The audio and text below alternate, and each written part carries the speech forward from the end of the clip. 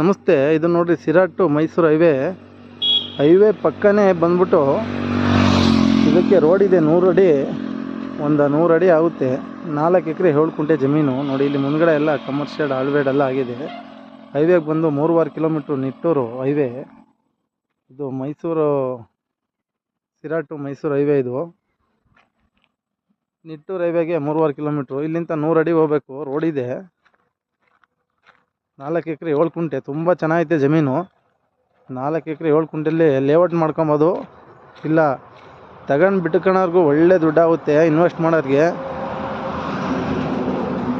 ಜಮೀನು ತೋರಿಸ್ತೀನಿ.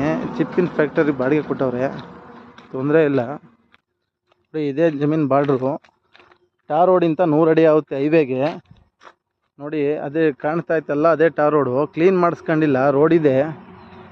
30 ಅಡಿ ರೋಡ್ ಬರುತ್ತೆ. ರೋಡಿಗೆ ಏನೂ ಸಮಸ್ಯೆ ಇಲ್ಲ.